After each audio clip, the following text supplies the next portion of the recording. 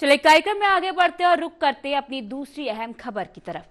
Iran की राजधानी Tehran बारूद के ढेर पर बैठी है, जहां एक तरफ निर्दोषों का खून सड़कों पर बह रहा है, तो वहीं दूसरी तरफ 7 समंदर पार व्हाइट हाउस के ओवल ऑफिस में युद्ध की रणनीतियां तैयार हो रही हैं। भारत सरकार ने अपने नागरिकों के लिए सबसे बड़ी चेतावनी जारी कर दी है, ईरान छोड़ दो। आखिर ईरान को विनाश के किस मोड़ पर खड़ा कर दिया है? क्या 26 साल के इरफान सुल्तानी को दी जाने वाली फांसी ईरान के ताबूत में आखिरी कील साबित होगी? रिपोर्ट में उस सच से पर्दा उठाएंगे आज जो इंटरनेट ब्लैकआउट के पीछे छिपाया जा रहा है। ईरान की सरजमी पर इस वक्त जो मंजर है वह किसी डरावने सपने से कम नहीं है। मानवाधिकार संगठनों ने जानकारी दी है कि मरने वालों का आंकड़ा अब महज सैकड़ों में नहीं बल्कि हजारों में पहुंच चुका है। अमेरिका स्थित संस्था HRANA ने यह भयावह खुलासा किया है। अब तक 2571 से ज्यादा लोग मौत की नींद सुलाए जा चुके हैं, जिनमें मासूम बच्चे और प्रदर्शनकारी शामिल हैं। कुछ रिपोर्ट्स तो इस संख्या के 20,000 के पार होने का दावा कर रही हैं। तेहरान ने पूरे देश में सूचनाओं का गला घोट दिया है। इंटरनेट बंद है और फोन लाइनें काट दी गई हैं। सरकारी टेलीविजन ने पहली बार दबे स्वर में स्वीकार किया है कि विरोध की इस आग ने देश को कब्रिस्तान में तब्दील कर दिया है। यह अब महज एक प्रदर्शन नहीं बल्कि एक गृह युद्ध की शक्ल ले चुका है। भारत के विदेश मंत्रालय यानी MEA ने स्थिति की गंभीरता को भांपते हुए कड़ा रुख अख्तियार किया है। नई दिल्ली से जारी एडवाइजरी ने साफ तौर पर भारतीय नागरिकों को निर्देश दिए हैं कि वह ईरान की किसी भी अनावश्यक यात्रा से बचे। जो लोग वहां पहले से मौजूद हैं, उन्हें जल्द से जल्द उपलब्ध साधनों से देश छोड़ने की सलाह दी गई है। हालांकि ईरानी राजदूत इन खबरों को अफवाह बता रहे हैं, लेकिन हकीकत यह है कि वहां रह रहे भारतीयों की सुरक्षा को लेकर चिंताएं चरम पर हैं।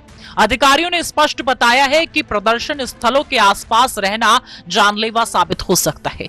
ये चेतावनी दर्शाती है कि आने वाले घंटों में ईरान में कुछ ऐसा होने वाला है जिसकी कल्पना मात्र से रूह कांप जाती है। कूटनीतिक गलियारों में इसे निकासी का अंतिम आह्वान माना जा रहा है। तेहरान बना विरोध और लाशों का शहर। 2571 मौतों का HRANA ने दावा। इंटरनेट ब्लैकआउट सच पर ताला। ट्रंप दूत की पहलवी से मुलाकात। व्हाइट हाउस में सैन्य विकल्पों पर मंथन।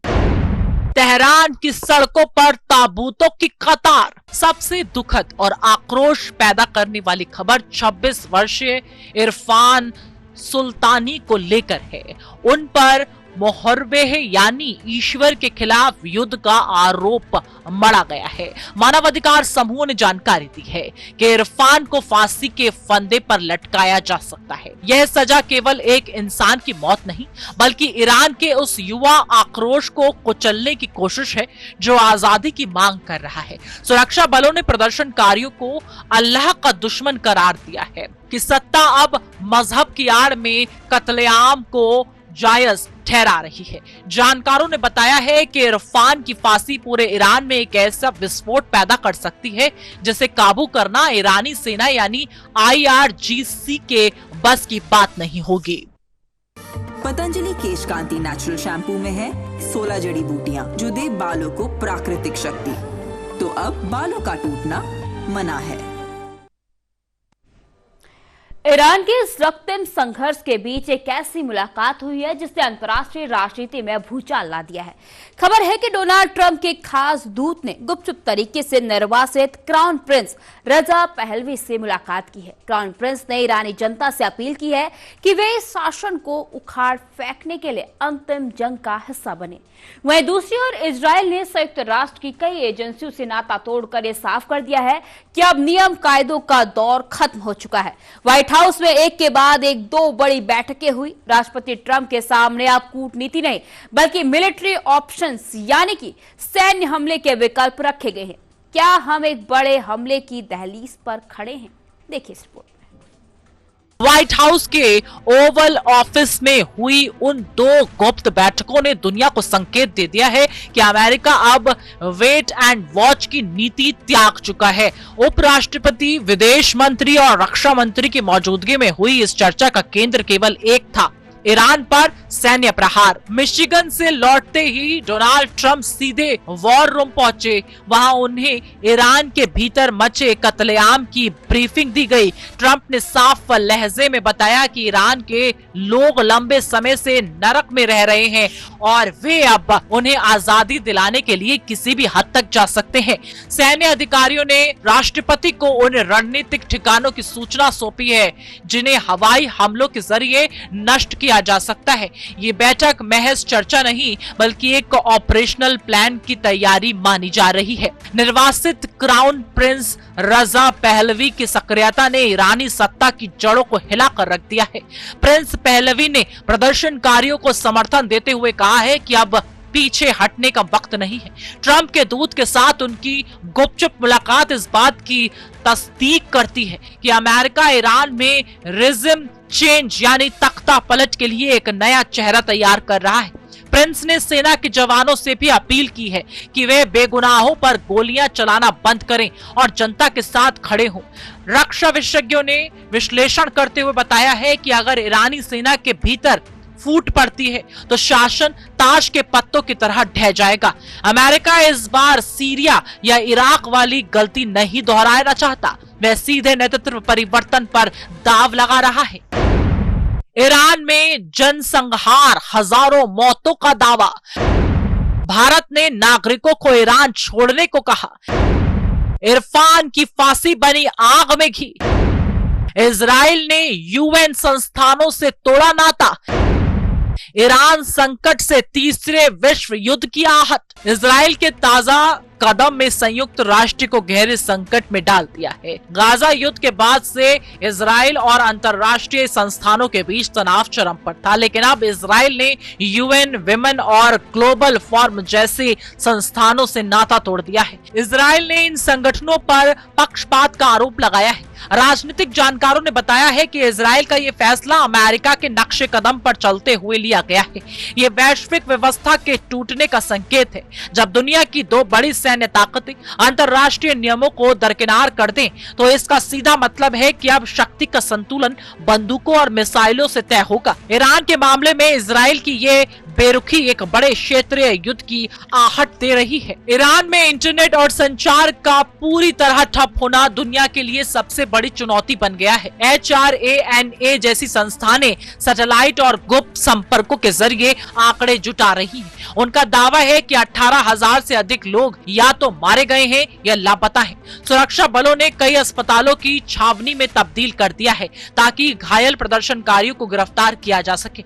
जानकारों ने बताया है कि इंटरनेट ब्लैकआउट का इस्तेमाल केवल सूचना रोकने के लिए नहीं बल्कि सामूहिक नरसंहार को छिपाने के लिए किया जा रहा है। एलन मस्क की स्टारलिंक सेवा के जरिए कुछ वीडियो बाहर आ रहे हैं जो तेहरान की सड़कों पर ताबूतों के अंबार की गवाही दे रहे हैं। यह एक ऐसा मानवीय संकट है जिसने आधुनिक सभ्यता को शर्मसार कर दिया है।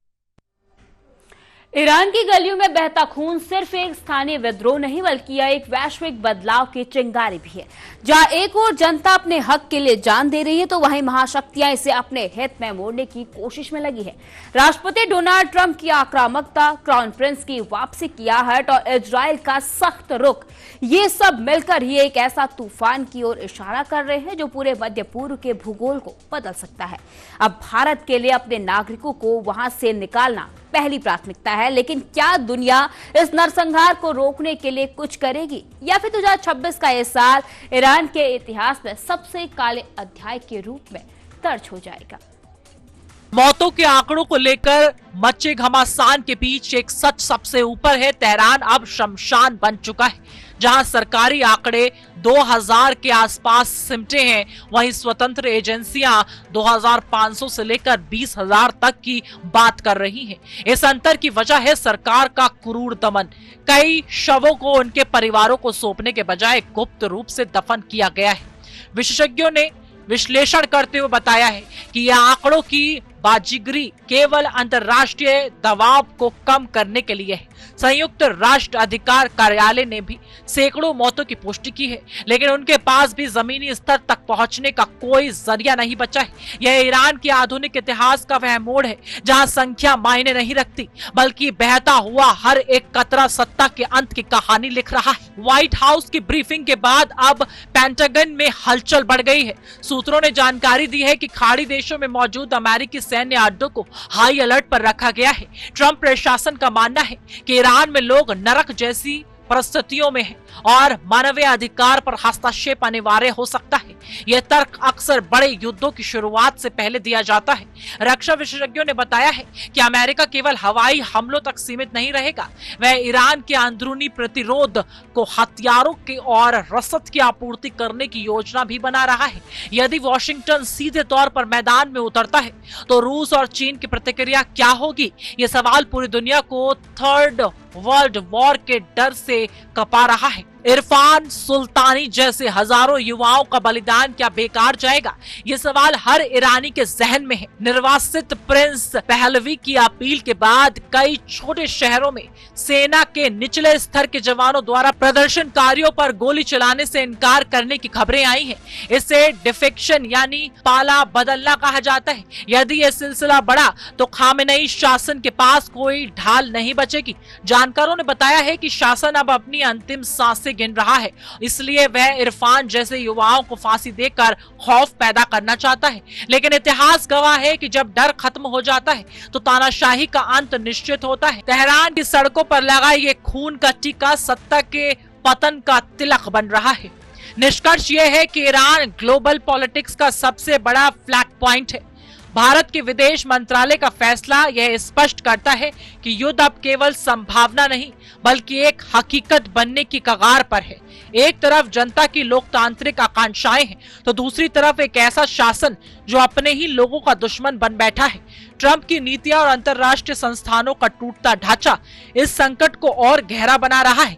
आने वाले 24 घंटे ईरान के भविष्य और दुनिया की शांति के लिए निर्णायक साबित होंगे। क्या 14 जनवरी की ये रात तेहरान में कोई नया सवेरा लाएगी या फिर ये अंधेरा और गहरा होगा? हमारी नजरें इस सुलगते हुए हालात पर बनी रहेंगी।